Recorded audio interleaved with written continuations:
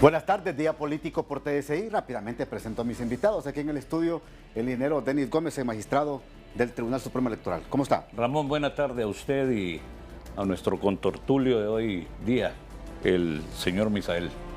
Saludamos al analista político de la hermana República del Salvador, Misael Rivas. Gracias por estar con nosotros en Día Político. Está en San Salvador, ¿verdad?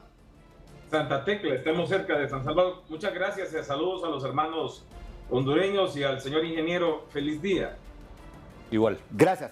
Mire, el tema de hoy es muy importante que lo analicemos en estos minutos de programa. El comportamiento errático, así lo he visto, el comportamiento errático del electorado latinoamericano.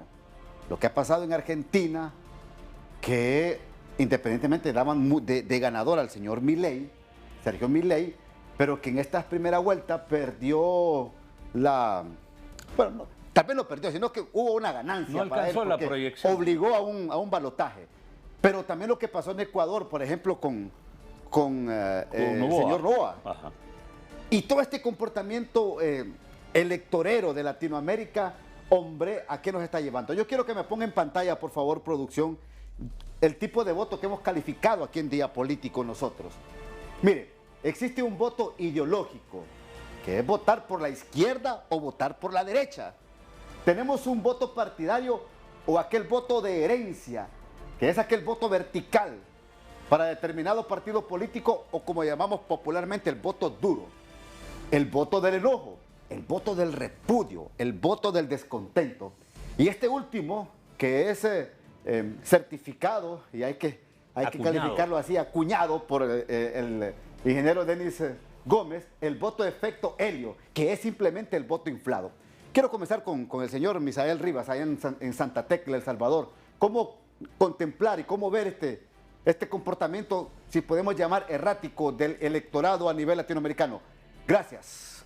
Gracias. Lo que tenemos que ver, según mi perspectiva, es que Latinoamérica está cambiando de una manera muy interesante. Antes, por ejemplo, podíamos nosotros tomar muy en cuenta lo que eran las encuestas que se estaban dando a nivel internacional, eran fiables, más o menos eso daba la tendencia, sí. Y en un 98% era aceptable y era lo que se iba a dar. Actualmente no. Hay mucha esperanza de los partidos que están siendo derrotados en algunos países de que la tendencia cambia a la hora de estar votando. Sí. Y esto es porque la gente pone en la balanza diferentes cosas. Una es la corrupción y la otra es la falta de cumplimiento, pero ya milenaria, aunque no es milenaria, pero vamos a ocupar eso para hacer sentir correcta a las personas que nos escuchan, de las promesas no cumplidas. En este país ha llegado la derecha, la ultraderecha, la izquierda moderada o socialista, y no han cumplido absolutamente nada. Le puedo poner mi país. La gente consideraba que aquí, cuando llegara el FMLN, la cultura iba a subir, la educación iba a mejorar, y lo que hubo fue una manipulación de ese sistema para llegar y votar todo lo que se había construido. Ahora, cuando cambiamos nosotros en el año 2019 por el nuevo presidente, la gente le da el golpe más fuerte a lo que son los partidos totalmente tradicionales, y los vota a tal grado que están a punto de desaparecer. Estamos viendo el comportamiento de mucha gente que está aplaudiendo lo que hace el señor presidente de El Salvador. La forma que lo hace, que lo aborda, es un efecto Bukele, así se le denomina. Sí. Y hay que entender otra situación más. Lo que se está combatiendo y lo que la gente quería ver es lo que está dando, y es lo que están pidiendo en otros países. Tenemos lo que sucede en Guatemala. En Guatemala su cultura es totalmente diferente a la de Honduras, El Salvador, y están presentándose en una forma de una presión que no les va a importar que entreguen o sacrifiquen a la fiscal, sino que se van a ir contra todo. Sí. Yo creo que ese efecto vamos a estarlo viendo en muchos países. Sí, en efecto, como lo ha avanzado el señor Rivas, obviamente el efecto que termina le denomino yo hartazgo. Sí. Existe un hartazgo político electoral que se manifiesta en esa esos cambios, en ese errático comportamiento de la votación. Entonces, Latinoamérica no es ajena a esa situación, obviamente producto de ese hartazgo de la corrupción y la impunidad impune, como le acuño yo de manera muy particular, y también del incumplimiento de esas promesas y de las ausencias que obviamente establece el tema de la justicia, el tema de la distribución, el tema de la bienestar económico social, que en muchos de los países se convierte en deuda, porque lo único que se ha manifestado, independientemente de la ideología, es probablemente solamente el cambio de nombre de una situación y una condición que tiene que ver con el saqueo permanente del Estado, y además histórico, y diría yo en el caso de la región centroamericana, bicentenario y más. Ahora, lo que dice don Misael Rivas, el efecto que tiene el poder o el desvalor que tienen las encuestas, cuando en determinado momento, ingeniero Gómez, proyectan a un candidato con una ventaja sobre su cercano competidor, pero que de repente, miren lo que pasó en Argentina, que de repente cambia de manera errática el resultado en comparación a la última encuesta que se publica. Bueno, las encuestas siempre tienen su valor científico, ¿verdad? Su evaluación científica. No hay que desconocer que en algunos momentos las encuestas obedecen a quienes las pagan. Sí. Pero hay encuestas serias, encuestas serias. Y yo estuve monitoreando a una organización internacional que diría yo acertó en la diferencia de la primera vuelta, considerando que el tema inicial de esta plática pasa por Argentina, y en Argentina, si el que va a ganar en la primera vuelta no tiene los 45% de apoyo del electorado, le va a obligar entonces a ir a una segunda vuelta. Correcto. Entonces, creo yo que el equipo del competidor en segundo nivel proyectó más de lo que verdaderamente pudo obtener, pero estas ya son otras aristas del manejo de la campaña. Y eso son otros determinantes, porque obviamente al regresar tal vez al turno mío, podemos platicar un poquito sobre el Latinobarómetro de las Américas. Perfecto. Yo solamente quiero que en un minuto, Misael, me diga esos mensajes a última hora, esos mensajes que salen a última hora de jefes de campaña, del político determinado importante en un partido político, que puede cambiar también el rumbo, por favor. Este efecto también pega mucho en el electorado. En un minuto, por favor, antes de irme a la pausa. Perfecto, no necesariamente, porque en El Salvador no estamos acostumbrados, o en Latinoamérica no estamos acostumbrados a que eso venda. Tal vez era países contados. Sin embargo, lo que está pasando en este efecto, en este momento, es totalmente diferente. Latinoamérica está dando un revés a lo que prometen y no cumplen, y están buscando un nuevo norte. Y ahí es donde nos vamos a afincar, porque están interesados países que antes no se interesaban por la región. Eso es muy importante, eso es lo que va a comunicar bastante. Voy a la pausa. Y en esta perspectiva, ¿qué puede pasar en El Salvador y qué puede pasar en Honduras? Ya regresamos. Este voto errático, este comportamiento errático del electorado, ¿se verá reflejado también en el caso de Honduras en el 2025? Bueno, primero yo quiero hacer un paso ahí por la región. El Latinobarómetro de las Américas, en su estudio del 2023, encontró de que de 63% de apoyo a la democracia, hemos bajado a 48% en la región.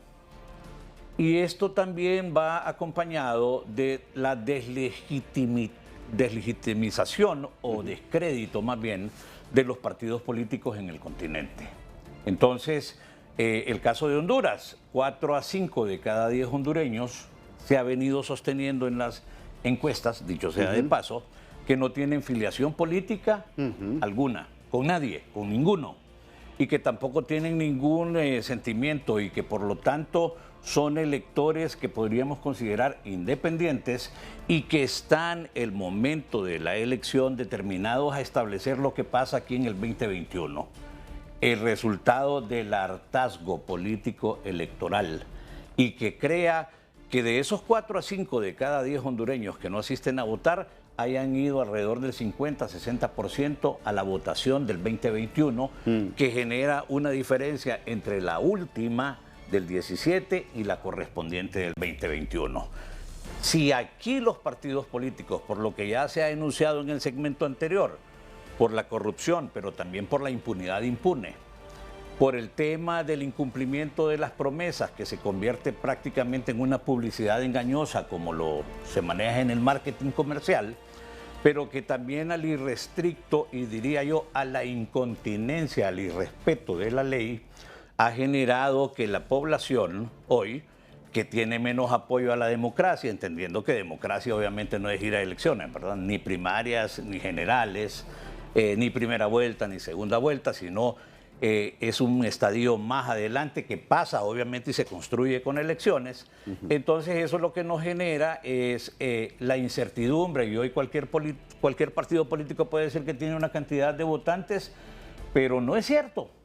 Hay una cantidad de 4 a 5, reitero, de cada 10 hondureños que definitivamente no tienen un partido político y que son de igual manera los que van a decidir el proceso del 2025. En El Salvador, que ustedes están más cerca que nosotros, van el 2024 elecciones presidenciales. Misael Rivas, ¿cómo visualiza usted este comportamiento electoral?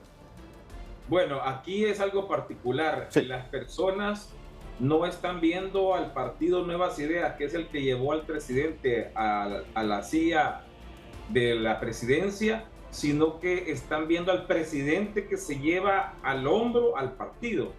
Por lo tanto, las personas van primero a votar por su preferencia, como es el señor presidente, con todo lo que se ha hablado, van a votar por él y él se va a tener que tirar en hombros al partido para conseguir los diputados que necesita para la gobernabilidad. Eso es entendible, eso es una fórmula que le ha funcionado y creo de que así es lo que va a hacer. Voy a utilizar la palabra del ingeniero Gómez. Tanto es el hartazgo político de nuestro país, que ni siquiera sumado las abstenciones, los que están indecisos y todos los partidos políticos en la presidencial le pudieran ganar en la primera vuelta según todas las encuestas que se han hecho. No así cuando uno ve consejos municipales, ni tampoco es conforme a lo que la Asamblea Legislativa se requiere. Por esa razón el presidente tiene que echarse al hombro a lo que es el partido para conseguir. Acá en El Salvador se redujo ahora a 60 diputados. Sí. Vamos a tener un ahorro de 24 diputados. Eso es millonario ahorro. Claro. Y la gente está feliz. Es decir, cosas que acá se habían prometido, se le habían dicho desde 1993, hace 30 años, que se había finalizado el estudio para bajar los diputados y las alcaldías, los municipios, ahora se hace. Y eso ayuda muchísimo a que un presidente tenga el respaldo nuevamente de una población aquí en El Salvador. Mire, el Barómetro de las Américas, que es otro que mide la política y las democracias, ha establecido que del 75-76%, esta percepción del electorado a fortalecer la democracia en Latinoamérica se reduzca a un 46 a un 47%. Estamos hablando que cada 100, 47 ciudadanos en Latinoamérica están creyendo en participar en política. Sí, y el tema en la región norte, ya que estamos con el señor Rivas en El Salvador, Guatemala es el que tiene menor apoyo a la democracia en el estudio y Honduras es el segundo lugar. Mire, entonces, mire, la democracia siempre se enfrenta a problemas y siempre se dice hay que defender la democracia. Sí, se defiende la democracia porque la democracia tiene amenazas que son latentes. Y el problema aquí hoy es que la democracia, a mi juicio, está pasando por el caso nuestro, por ejemplo, que es una democracia categorizada como una combinación entre autoritarismo con una democracia frágil. Una democracia híbrida. Una democracia híbrida, gracias por la concreción. Entonces, esa democracia híbrida que se manifiesta más en este caso local con más autoritarismo, en los últimos años ha aparecido más autoritarismo, y que probablemente nos puede llevar a dictaduras democráticas, porque ya podemos citar dictaduras democráticas por aquí en la región o en el continente. En Venezuela tenemos. Y también podemos hablar de estadios como algo que se denomina por allá en Sudamérica el sadismo de Estado. Todos esos como previos para poder llegar a una degradación de la democracia que se conoce como oclocracia. Y que es prácticamente una disfuncionalidad enorme. Correcto. Y que a causa del erosionamiento que la democracia en Latinoamérica está teniendo. Voy a la segunda pausa y seguimos en Día Político por TSI. ¿Cómo los partidos políticos tienen que cuidar este voto? Cuidar este voto. Cuidar el electorado para fortalecer las democracias. En el caso de El Salvador, ¿qué propone usted, don Misael? Bueno, en primer lugar tenemos que hacer la propuesta clara, no popular, sino que científica, para que la gente vaya aprendiendo a defender el voto. No es lo mismo sentarse y llamarlo a que sea un celador de una caja en la cual hay votos, a que entienda por qué debe de defenderlo, y no es al papel, sino que es a su idea, a su proyección como ciudadano para mantener la democracia. Lo que pasa es que se está aprovechando a que la muchedumbre enardecida, porque no se le cumple lo que se le está prometiendo, quiera llegar al poder a través de una persona que lo está liderando como caudillo. Ahí tenemos el problema. Entonces hay que cuidar eso, hay que enseñarle, pero ahí es donde viene la decisión del que manda, porque enseñarle democracia pura, como decía el colega ingeniero, es dejar a un lado la oclocracia, que es mucho más fácil que lo entienda la muchedumbre, porque claro, esa es la forma de poderse vengar y a veces llegar a tiranizar y pasar de lo que es aristocracia, que no lo tenemos, a una oligarquía, que sí la tenemos. ¿Y para dónde va El Salvador? Pues yo espero, con esto que ha pasado en este momento, la gente está haciendo una apreciación, digamos, bastante correcta, porque anteriormente, con lo que era la sentencia de lo que se conoce sentencia de la Sala 2009-2018, en donde permitieron incluso que llegara a la presidencia el vicepresidente Sánchez Serén, que llegó a ser presidente en la siguiente tiempo presidencial, no es justo, dice la gente, y yo creo que así es, que ahora que se le está dando con respaldo del salvadoreño, no es justo que no se quiera ver como tal. Entonces, creo de que en este momento vamos a hacer exactamente el cambio del cual vamos a ver hacia dónde vamos. Porque la prueba del señor presidente actual, del señor presidente Bukele, no está en esto, sino que está en cómo va a generar la continuación con un nuevo presidente para el mandato que sería 2029-2034. Ahí es donde está la fuerza. Ingeniero, por favor. Bueno, el tema aquí es que hay una escasez, precariedad de educación política electoral. Y hablemos del tema local. Nuestro sabio José Cecilio del Valle dijo en su momento que la educación es la primera necesidad del Estado.